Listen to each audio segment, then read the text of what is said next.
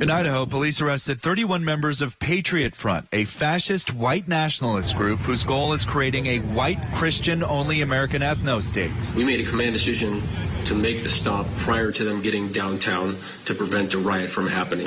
As it turns out, the stop occurred less than a quarter mile from City Park. I have no doubt in my mind that had that van stopped at the park or much near the park, that we still would have ended up in a riot situation. Over the weekend, the group intended to disrupt an LGBTQ pride event in the Idaho city of Coeur. A tipster phoned police saying a group of men clad in the same clothing loaded up in a U-Haul. Some had shields and body armor. So let me be very, very clear. Let me be very clear here. These were not law enforcement officers that we arrested. These were members of the hate group Patriot Front.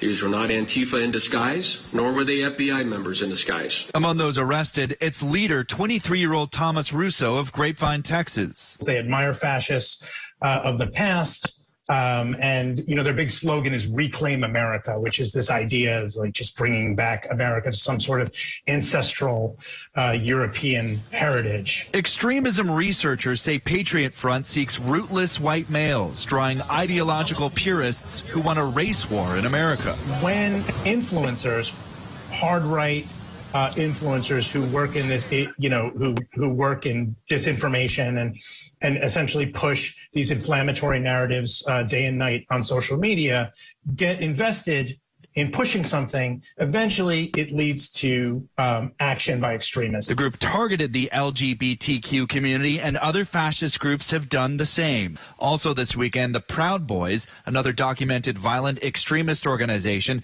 sought to disrupt a pride event in Arlington, Texas, hectoring the crowd assembling inside a sports bar. This is part of a years-long campaign that Patriot Front and other extremist organizations have been engaged in, not just to terrorize target groups, but also to push the Overton window into getting the Republican Party, getting conservatives and particularly fans of Trump to be more accepting of more extreme behavior. The goal, analysts say, isn't just to intimidate and terrorize, but influence right-wing politics and get a seat at the Republican Party. They're taking the worst lessons of fascism and of nationalist socialism of the 20th century, and they're applying it to the digital age.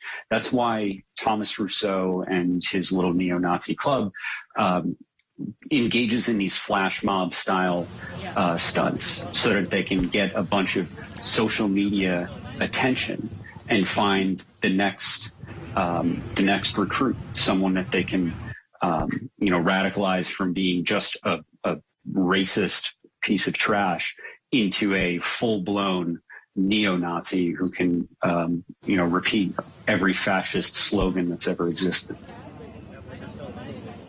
The takeaway is none of this happened in a vacuum. Homophobia and transphobia campaigns online have seeped into mainstream GOP and conservative political rhetoric. The analysts all tell me the goal is to on-ramp mainstream conservatives into extremist hate for marginalized groups. In other words, fascism. Also, the 31 Patriot Front members all met bail on those misdemeanor criminal charges they face. They all have court appearances in Idaho at a later date. Chance? John, this is really interesting in a way because I'm gay. I've been to Pride events for the past 20 years. And in many ways, there has never been a better time in the history of mankind to be gay. But at Pride parades, we'd see Westboro Baptist Church, not white nationalist groups. Why do they care about gay people?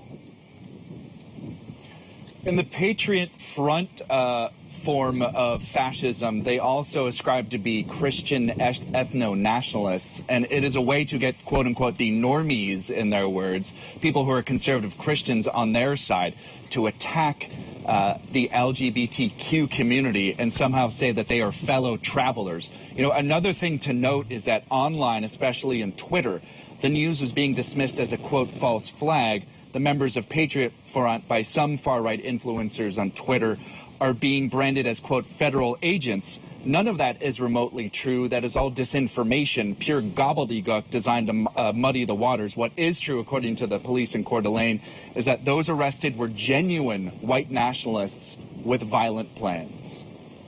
John Moan bears reminding everyone, Pride events, they're supposed to be for everyone, celebrating everyone.